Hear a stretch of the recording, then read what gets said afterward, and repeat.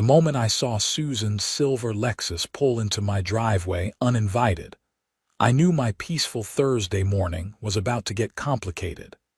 I was standing in my garage in Bozeman, Montana, admiring the 2018 Caterpillar skid steer loader I just bought from an equipment auction 3 weeks prior.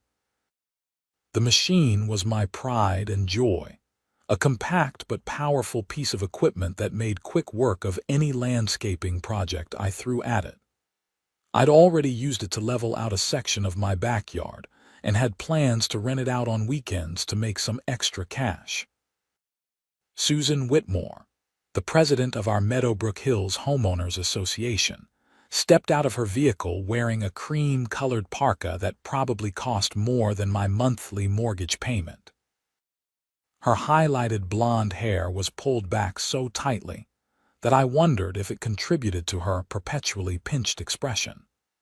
She was 52 years old and had made it her life's mission to ensure every resident in our development adhered to her interpretation of the HOA rules. "Good morning, Susan," I said, wiping grease off my hands with a shop towel. "What brings you by?" She didn't bother with pleasantries. "Frank Harrison, we need to discuss your civic responsibilities to this community." I suppressed a sigh. This woman had been a thorn in my side since I'd moved into the neighborhood 2 years ago. First, it was my mailbox being the wrong shade of black. Then, my grass was allegedly a 1/4 inch too tall. Last month, she'd sent me a violation notice because I'd left my garage door open while unloading groceries, claiming it was unsightly. "What civic responsibilities would those be?" I asked, setting down my wrench on the workbench. "As you're aware, we're expecting a significant snowstorm this weekend.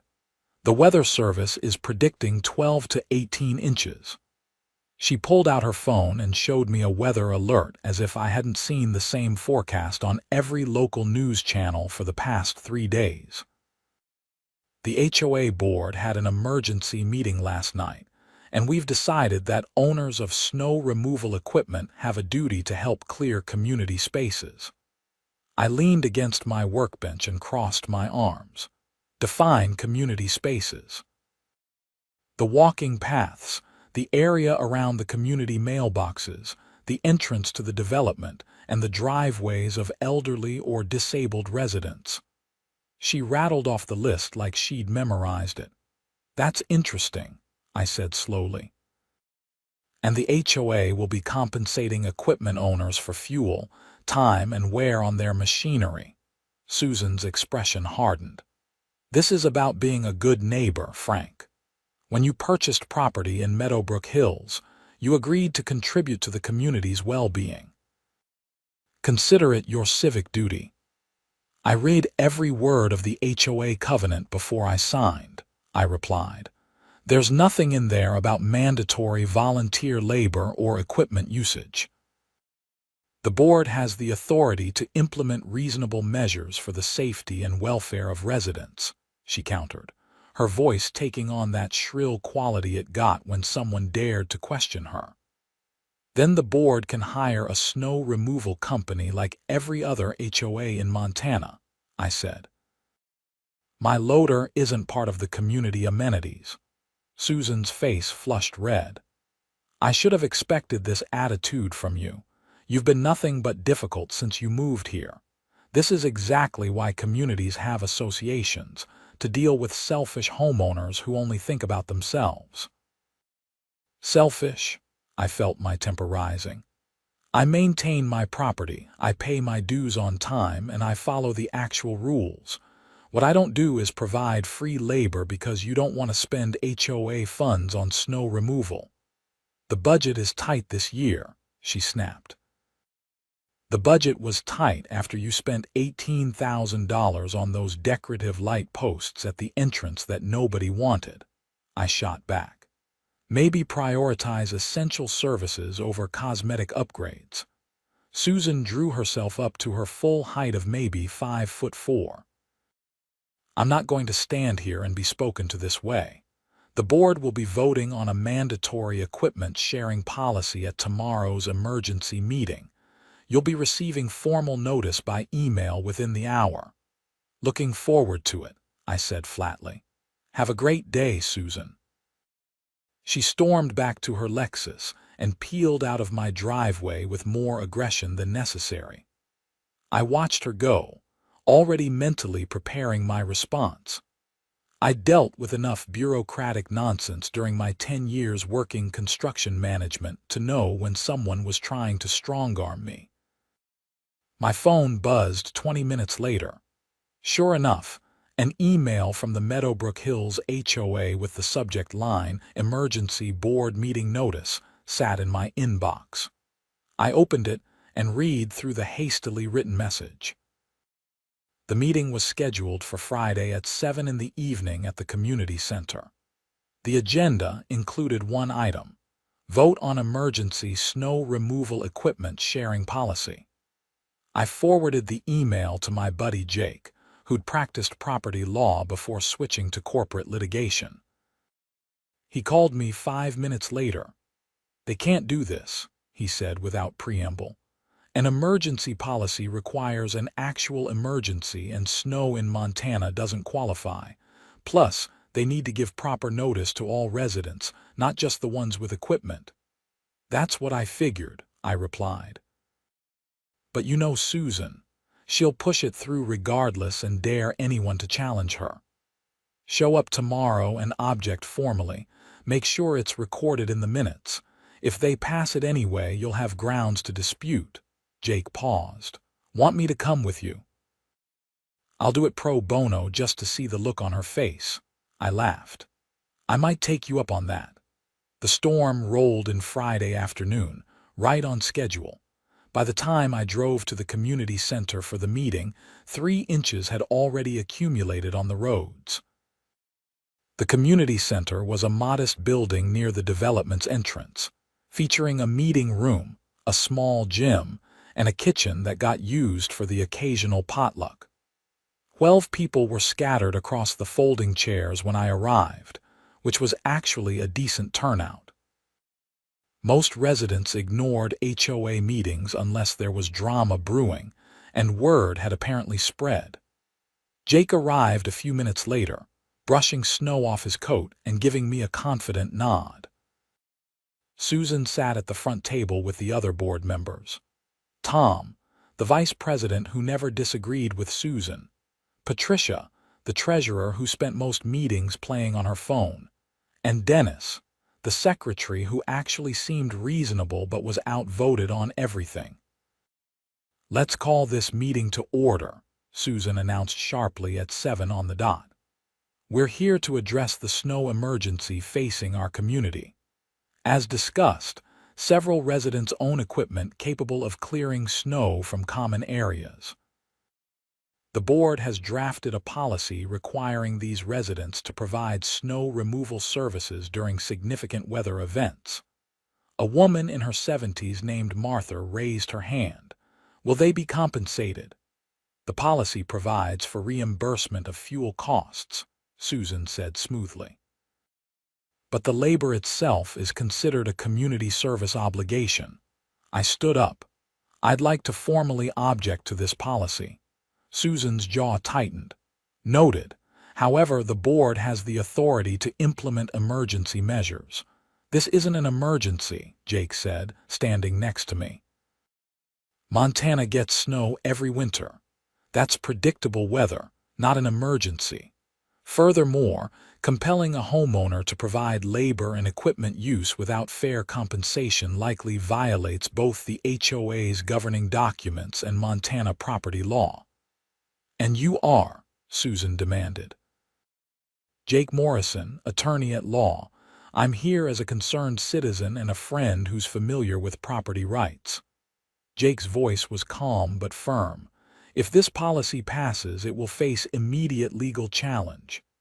"Is that a threat?" Tom spoke up for the first time, puffing out his chest. "It's a statement of fact," Jake replied. "The association can hire professionals like any responsible organization. What you can't do is commandeer private property for unpaid labor. The covenant requires residents to contribute to community welfare, Susan insisted. Through HOA dues, which are paid monthly, I added.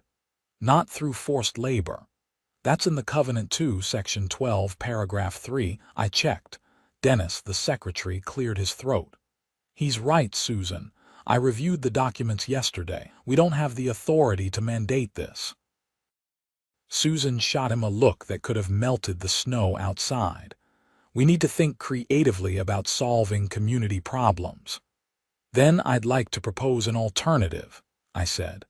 Hire a professional snow removal company and include it in next year's budget. For this weekend, use emergency funds if necessary. That's what they're for. Emergency funds are for actual emergencies. Patricia finally looked up from her phone. Like the time the water main broke. A major snowstorm that could leave elderly residents trapped qualifies, I countered. That's literally what emergency funds exist for. The discussion went back and forth for another 30 minutes. Several other residents spoke up, most supporting my position. A couple of Susan's friends argued for the policy, but their reasoning was weak.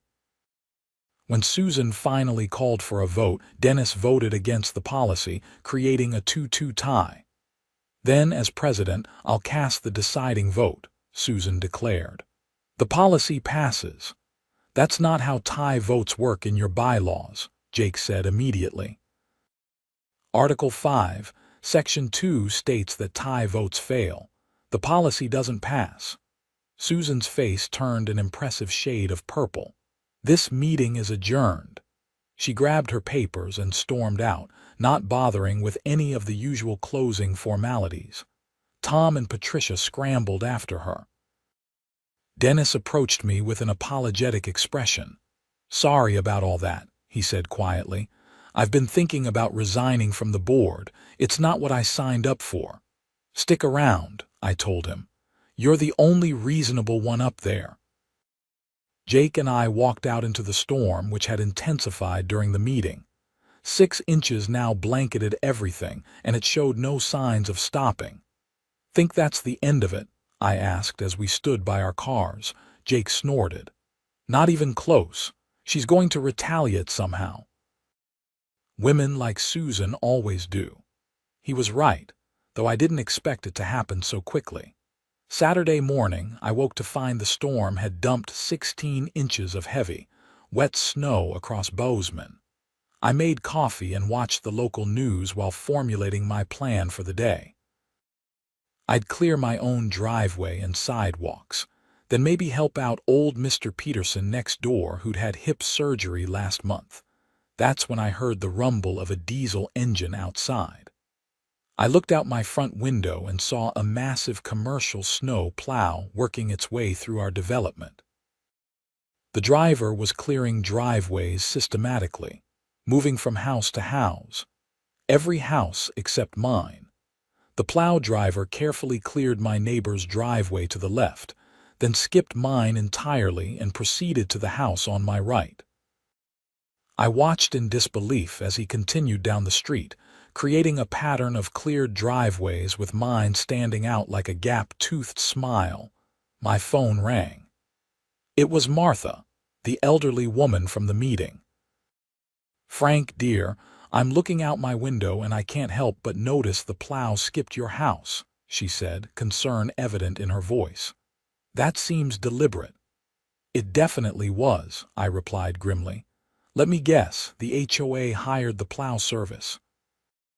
Susan sent an email this morning saying she'd arranged emergency snow removal for all residents using emergency funds, Martha confirmed.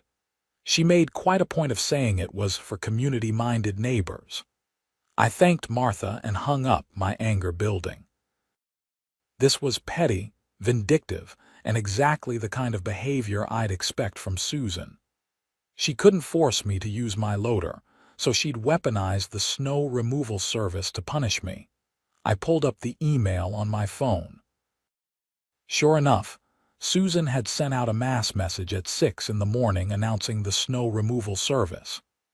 There was no mention of me specifically, but the phrase, taking care of those who care about their community, was clearly directed at the previous night's meeting.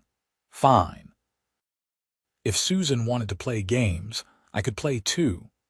I bundled up in my winter gear, walked out to my garage and fired up the loader.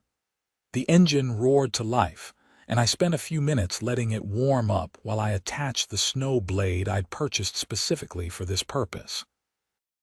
The machine handled beautifully, and within 20 minutes, I'd cleared my driveway and sidewalk. Then I got creative. My property was surrounded by a wooden privacy fence I'd installed last summer after Susan complained about seeing my motorcycle in the backyard. The fence ran along the entire perimeter of my lot, roughly 150 feet on each side. I carefully guided the loader around the outside of that fence, clearing a perfectly groomed path approximately 6 feet wide. The path went nowhere. It connected to nothing. It served no practical purpose whatsoever except to clear the snow immediately adjacent to my fence line. But technically, I was clearing snow on my property, being a good neighbor, and handling the winter weather responsibly. I took my time, making sure the path was immaculate. I even made a second pass to get it extra clean. By the time I finished, it was nearly noon, and a small crowd had gathered on the street to watch. My neighbor to the right, a guy named Carl who worked from home as a software developer, walked over with a grin on his face. "That's the most passive-aggressive snow removal I've ever seen," he said admiringly. "Susan's going to lose her mind." "I'm just maintaining my property," I replied innocently. "Can't have snow buildup against my fence. Might cause moisture damage." Carl laughed. "Well, if you're looking to help out some appreciative neighbors after you're done being petty, I'd love for you to clear the path to my trash cans. I'll pay you." "Now that's a reasonable request," I said. $50, deal." I spent the next few hours clearing driveways and paths for neighbors who actually asked and offered payment. By 3 in the afternoon, I'd made $400 and had helped out 8 households, including Martha and Mr. Peterson. Everyone was grateful, and several people mentioned that they'd never liked Susan's management style anyway. I was just putting the loader away when Susan's Lexus came flying around the corner, fishtailing slightly on the snow-packed street despite the earlier plowing. She parked halfway up my driveway, blocking it, and practically fell out of her car in her haste. "What do you think you're doing?" she screeched, marching toward me. "Snow removal," I said calmly, closing the garage door, "just like you suggested." You. She sputtered, pointing at the useless path around my fence. "That's not helping the community. I'm maintaining my property. The path prevents snow accumulation against my fence line. It's perfectly legal and entirely on my land. You did this to spite me." "I did this because I own snow removal equipment and I felt like using it," I corrected. "What I didn't do was use it for free labor at the HOA's demand. Big difference." Susan's eyes were wild. "You're violating the spirit of community living. And you're trespassing on my property while blocking my driveway," I replied. "I suggest you move your vehicle before I have it towed." Several neighbors had come out to watch the confrontation. Carl was openly recording it on his phone. Susan looked around, seemed to realize she had an audience, and made a visible effort to compose herself. "The board will hear about this," she hissed. "I'm sure they will. You might also want to explain why the HOA's snow removal service deliberately skipped my house. That seems like discrimination, and I'd hate to have to file a formal complaint about it." Susan opened and closed her mouth several times, unable to come up with a response. Finally, she spun on her heel and stalked back to her Lexus.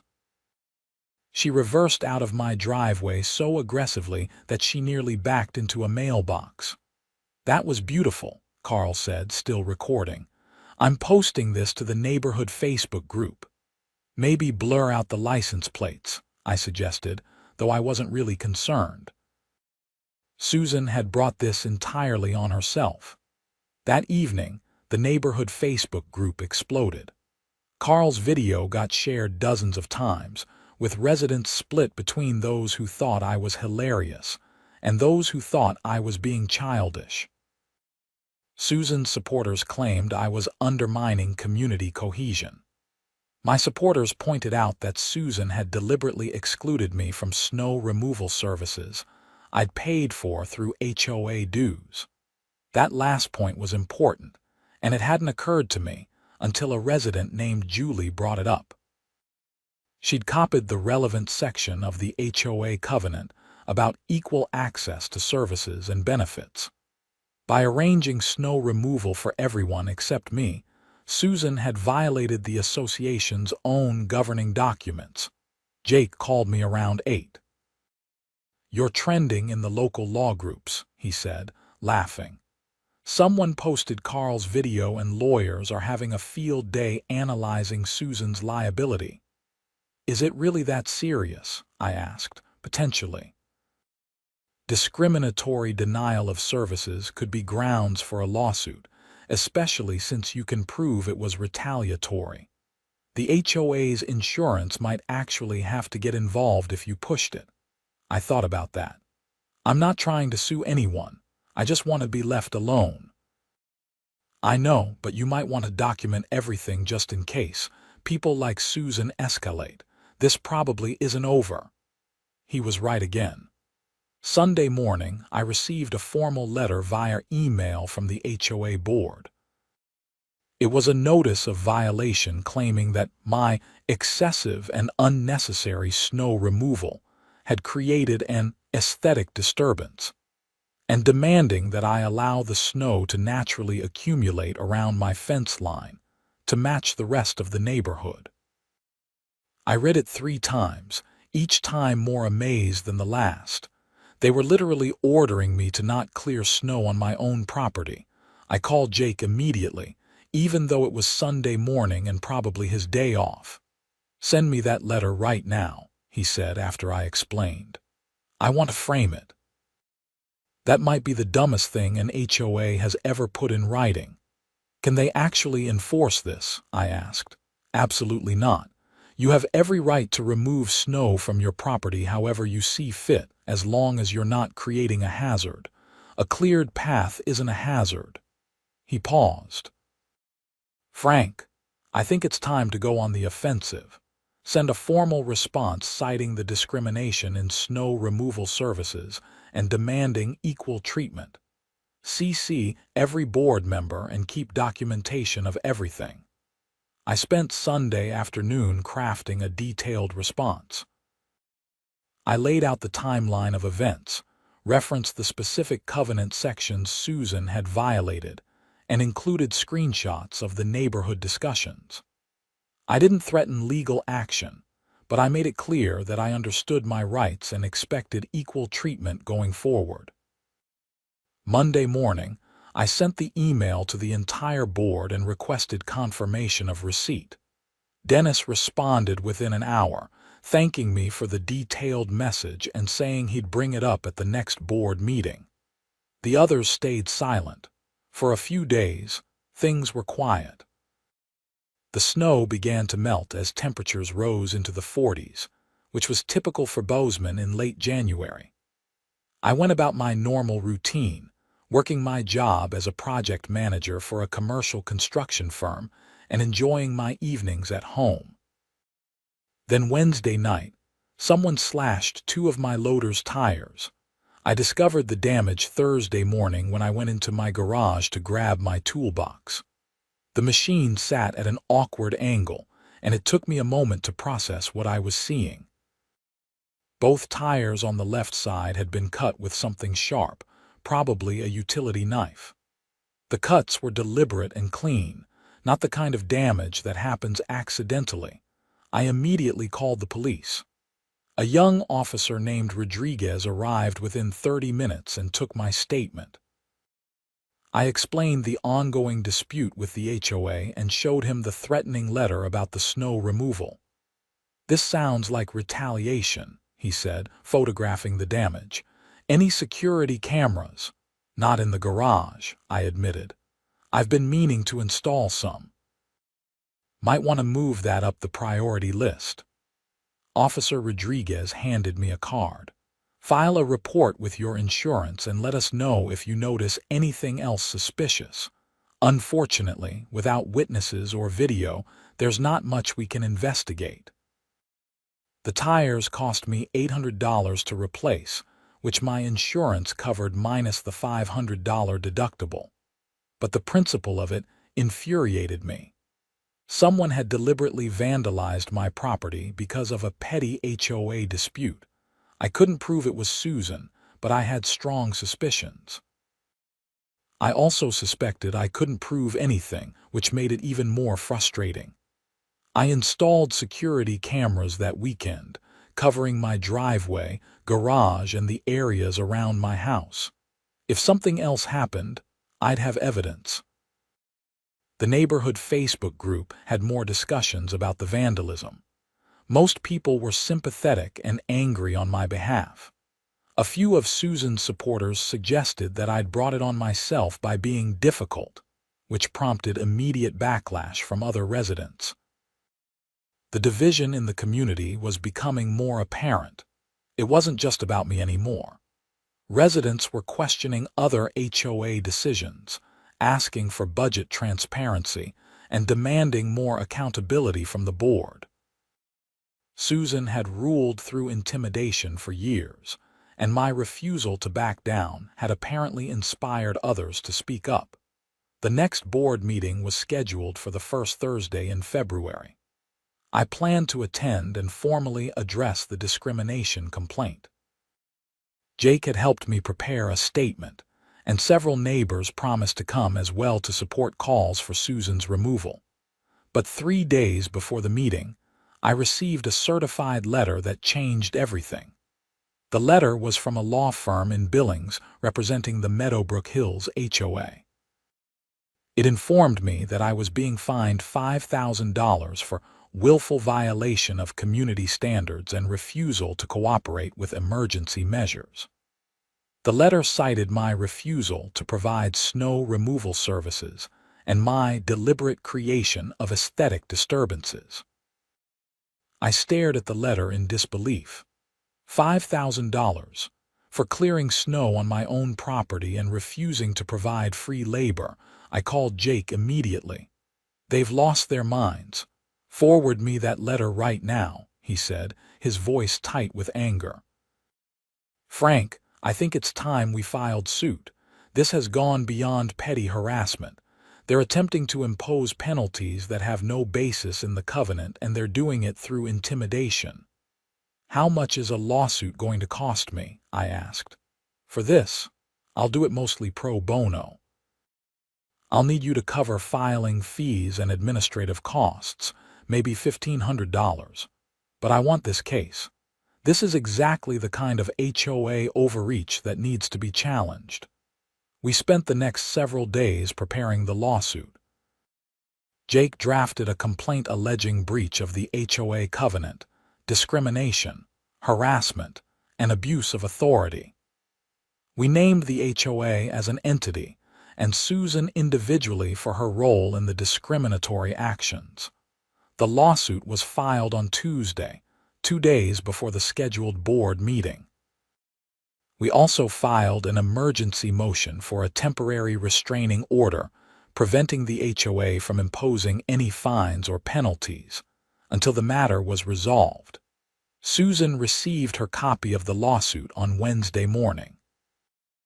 I know because she called me at 6:30, screaming so loudly that I had to hold the phone away from my ear.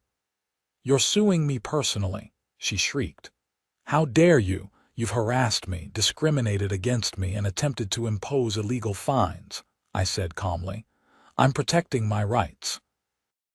This is going to destroy the HOA. The legal fees will bankrupt us." "Then maybe you should have followed your own governing documents," I replied.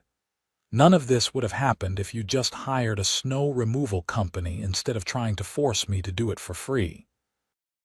You're a selfish, horrible person, and I'm going to make sure everyone knows it. Feel free. I've documented everything, Susan. Every email, every letter, every conversation. I have witnesses. I have video. You're not going to win this. She hung up on me, but the damage was done. Within hours, news of the lawsuit spread through the neighborhood. The Facebook group went wild with people demanding to know what was happening. Dennis posted a message saying he'd resigned from the board effective immediately, citing ethical concerns. Thursday's board meeting was packed. At least 40 residents showed up, far more than the usual handful. The room buzzed with tension as Susan called the meeting to order. She looked exhausted, with dark circles under her eyes and her usually perfect hair slightly disheveled. Before we begin with regular business, I need to address the lawsuit that's been filed against the association, Susan began, her voice shaky. This is a frivolous action by a disgruntled resident who refuses to participate in community life. The board stands behind our decisions and will vigorously defend against these baseless accusations. Martha stood up without waiting to be recognized. Susan, many of us have read the lawsuit. The accusations don't sound baseless. They sound like a detailed account of harassment and discrimination. That's a matter of interpretation, Tom interjected. No, it's a matter of documented facts, another resident named George called out. I've lived here for 12 years and I've watched the board become increasingly authoritarian. This lawsuit might be about Frank, but it represents problems that affect all of us. The meeting devolved into chaos. Resident after resident stood up to voice complaints about HOA management. Stories poured out about arbitrary fines, selective enforcement of rules, and intimidation tactics. Patricia tried to restore order by banging her gavel, but nobody paid attention. Finally, a woman named Rebecca, who'd lived in Meadowbrook Hills since the development was built, stood up and raised her voice above the din. I move for a vote of no confidence in the current board leadership, she declared. Specifically, I move that Susan Whitmore be removed as president and that Tom be removed as vice president effective immediately. That's not on the agenda, Susan protested weakly. Any resident can make a motion at an open meeting according to our bylaws, Jake said, standing up from where he'd been sitting in the back. Article 8, Section 4. The motion has been made. Is there a second? Second. At least 5 people called out simultaneously. What followed was the most satisfying hour I'd experienced in months. Resident after resident spoke in favor of the motion, detailing years of frustration with Susan's leadership. A few people defended her, but they were vastly outnumbered. When the vote was finally called, it passed by a margin of 37-5. Susan sat frozen in her chair, her face pale. Tom had already left, slipping out during the testimony. Patricia looked relieved, which suggested she'd been intimidated into going along with Susan's decisions. I'm not done with you, Susan said to me as people began filing out after the meeting. You think you've won, but you've just made yourself a pariah in this community. Actually, I think I've helped expose a serious problem, I replied, but the lawsuit continues regardless. You personally tried to impose illegal fines and orchestrated discriminatory treatment. That's not something a no-confidence vote fixes. She gathered her things and left without another word. The remaining residents elected an interim board on the spot, including Martha as president and George as vice president. Their first action was to suspend all pending fines and violations pending a comprehensive review. Over the following weeks, the lawsuit moved forward. The HOA's insurance company got involved and immediately recognized the liability. They pressured the association to settle, and their own lawyer told Susan that her personal actions had exposed her to significant risk. The settlement was reached in early March. But the real victory came when the new board conducted an audit of HOA finances. It turned out Susan had been approving expenditures without proper oversight for years. While there was no evidence of outright theft, she'd spent money on pet projects and decorative upgrades while neglecting essential maintenance and services.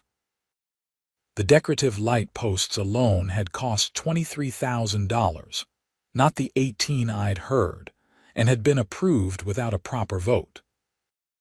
The audit findings were turned over to a forensic accountant, who discovered that Susan had also been paying her son's landscaping company inflated rates for basic maintenance work. While technically his company was doing the work, the prices were roughly 40% higher than market rate for comparable services. That's when things got serious. The new board filed a complaint with the Montana Department of Justice, alleging financial mismanagement and potential self-dealing.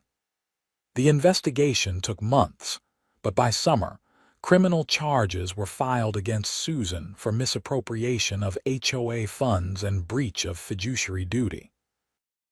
The criminal case moved slowly through the system, as these things do. I attended the preliminary hearing in July, mostly out of curiosity. Susan looked diminished somehow, smaller than I remembered. Her lawyer tried to argue that she'd acted in what she believed was the community's best interest, and that any financial irregularities were unintentional. The prosecutor wasn't buying it. He presented evidence of numerous payments to her son's company, all approved by Susan without competitive bids. He showed emails where Susan had pressured other board members to approve expenditures without proper review. The most damning evidence was a series of text messages between Susan and her son discussing HOA projects and pricing.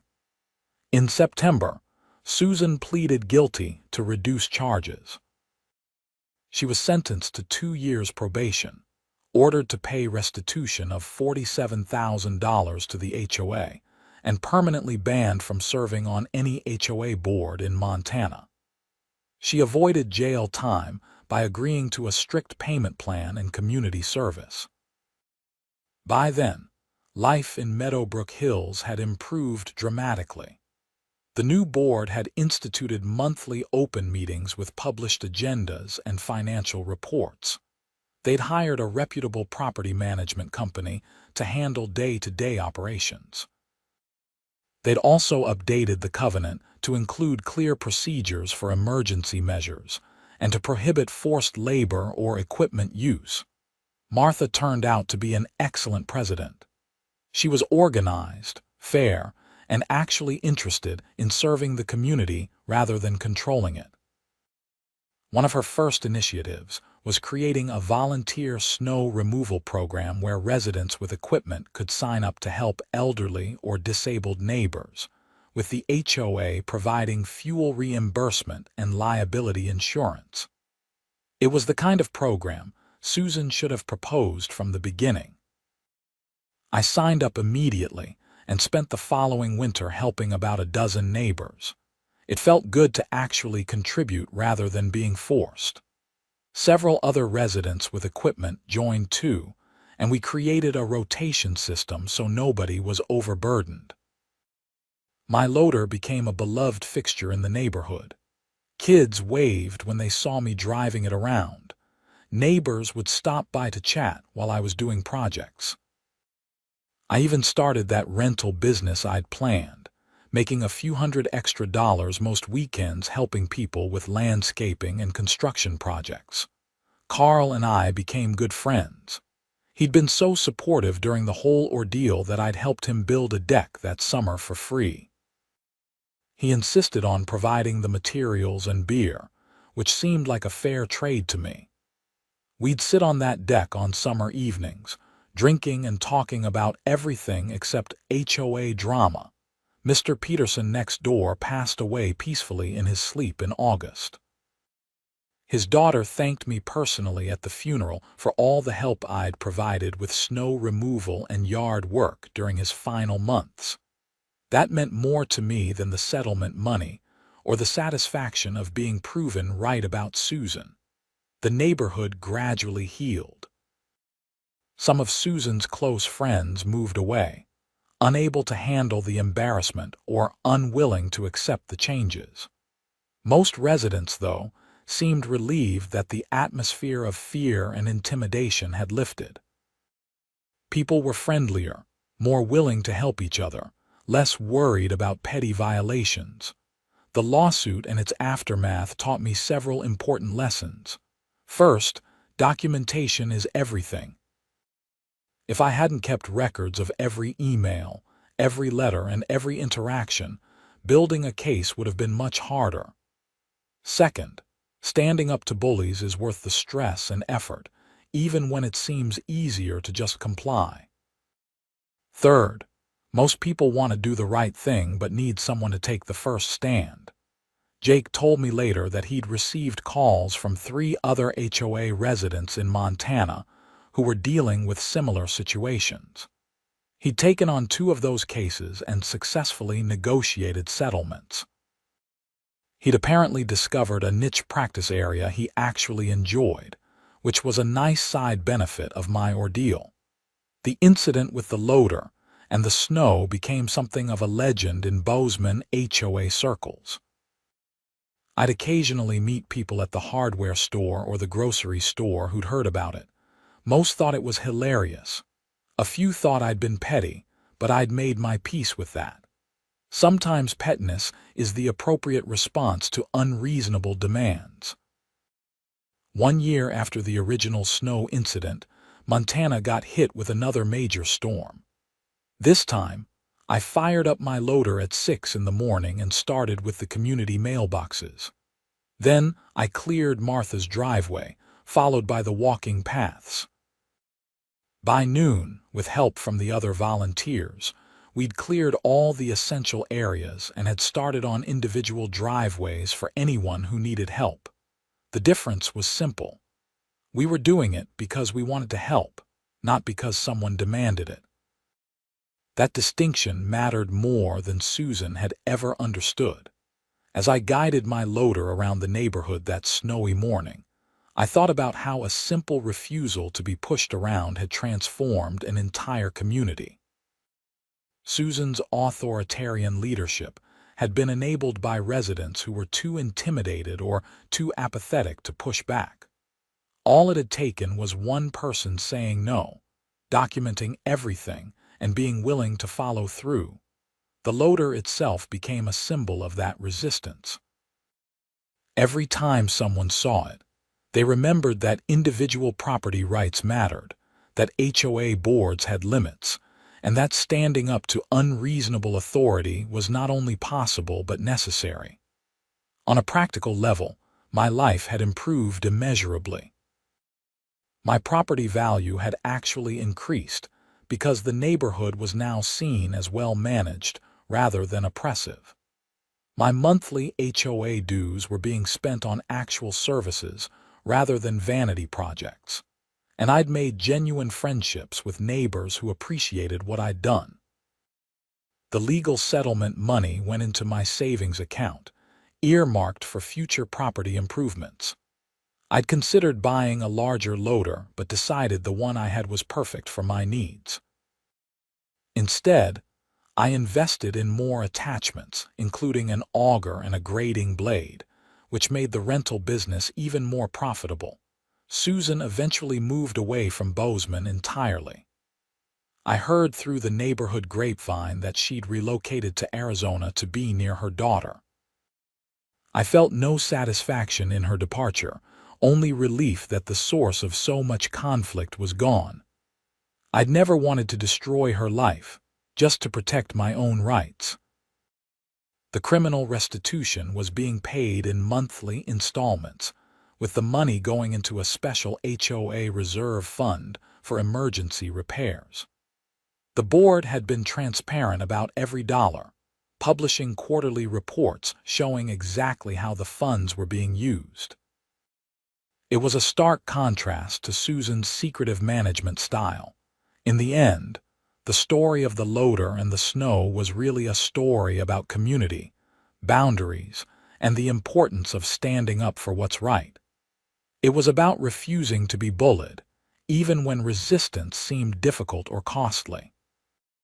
It was about the difference between forced compliance and voluntary cooperation.